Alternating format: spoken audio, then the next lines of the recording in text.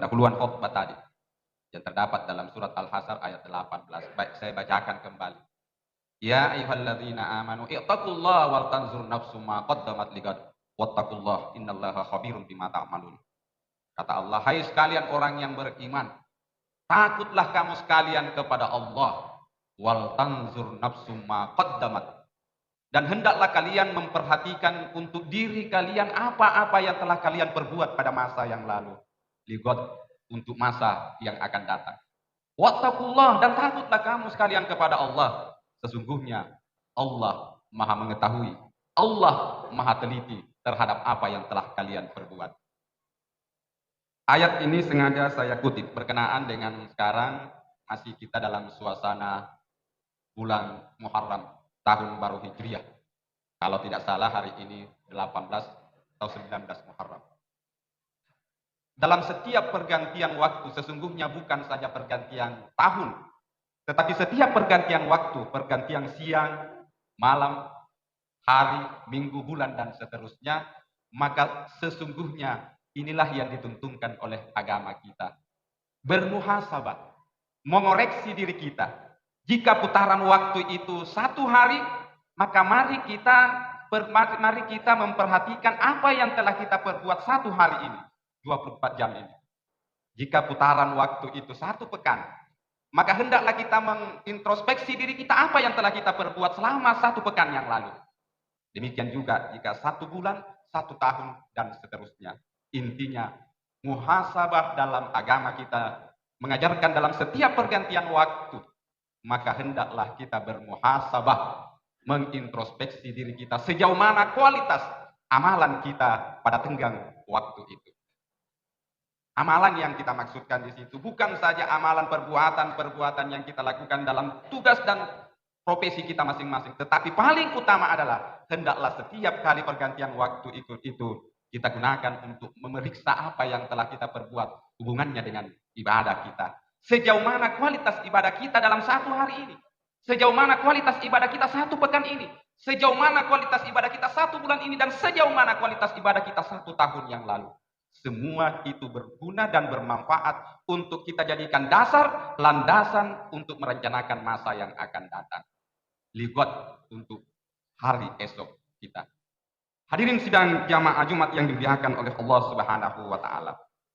Paling tidak ada 3 tahapan muhasabah. Pertama, muhasabah itu kita harus awali dengan niat suci kita semata-mata karena Allah Subhanahu wa taala. Kita mengoreksi, kita memeriksa diri kita 1 bulan yang lalu, 1 tahun yang lalu. Tujuannya semata-mata karena kita ingin lebih memperbaiki kualitas amalan kita 1 tahun yang lalu pada masa yang akan datang. Dan tentu kita berdasarkan pengamatan kita bisa mampu, kita bisa menghitung-hitung bagaimana saya seharusnya pada masa yang akan datang. Jadi kita mulai dari niat suci semata-mata karena Allah Subhanahu wa taala. Proses yang kedua adalah mengakui kesalahan-kesalahan dosa yang pernah kita perbuat pada masa yang lalu. Mengakui kesalahan yang pernah kita perbuat pada masa yang lalu. Rasulullah Shallallahu Alaihi Wasallam dalam hadis singkatnya mengatakan bahwa an-nadamu taubat. Kata Rasulullah, penyesalan itu adalah bagian dari taubat. Jadi pun nanti salat mau kalintah. Kita sudah melakukan kesalahan pada masa yang lalu, nampani pat niat dia tinta nampak angkara kiakuin karena yang Jepang gau kantan salah. Nampani salah kalinta, maka itu adalah bagian dari taubat. Jadi bagian yang kedua, proses yang kedua adalah bertobat. Mengakui kesalahan kita lalu kita berusaha untuk mengganti dengan perbuatan baik. Pada tahapan yang ketiga inilah setelah kesalahan itu kita akui bahwa kita telah melakukan sebuah kesalahan, maka upaya bermuhasabah yang ketiga adalah berusaha sekeras mungkin untuk mengganti kesalahan-kesalahan yang pernah kita perbuat pada masa yang lalu dengan kebaikan, dengan kualitas ibadah, kualitas kerja yang semakin baik pada masa yang akan datang. Itulah yang diharapkan dalam setiap perubahan tingkah laku seorang yang beriman. Hadirin sidang jamaah Jumat yang dimuliakan oleh Allah Subhanahu wa taala. Lebih rinci proses pengakuan dosa, proses perhitungan bermuhasabah itu disebutkan dalam kitab Nasaihul Ibad yang ditulis oleh Muhammad Nawawi Al-Bantani, yang sesungguhnya kitab ini adalah merupakan syarah dari kitab Al-Munabbihat Al-Istihad li Yaumil Ma'ad karya Ibnu Hajar Al-Asqalani. Dalam kitab Nasairul Ibad, Rasulullah Shallallahu Alaihi Wasallam menyebutkan 4 tanda yang bertolak belakang, yang berlawanan. Pertama, tanda orang yang celaka dunia akhirat. Kemudian tanda orang yang bahagia dunia akhirat. Dalam sebuah hadis, Rasulullah Shallallahu Alaihi Wasallam bersabda, alamatus sikawati arba'atun. Tanda-tanda orang yang celaka dunia akhirat itu ada 4. Yang pertama adalah nisyanuz dzunubil madiyah. Yang dia ingat selalu itu, yang dia lupakan selalu itu adalah kesalahan yang pernah diperbuat. Masa lalu telah banyak melakukan kesalahan, maka mereka berusaha untuk melakukan kesalahan itu. Wahia indallahi ta'ala mahfudzah. Melupakan kesalahan yang pernah diperbuat pada masa yang lalu, padahal itu di sisi Allah telah tercatat. Orang yang seperti ini celaka dunia akhirat. Yang kedua, celaka dunia akhirat. Wa dzakaral hasanatil madiyah wa la yadri, mengingat kebaikan-kebaikan pada masa yang lalu yang pernah dia perbuat, lalu dia tidak tahu apakah kebaikan itu diterima oleh Allah Subhanahu wa taala atau sebaliknya justru ditolak oleh Allah Subhanahu wa taala. Ini orang celaka.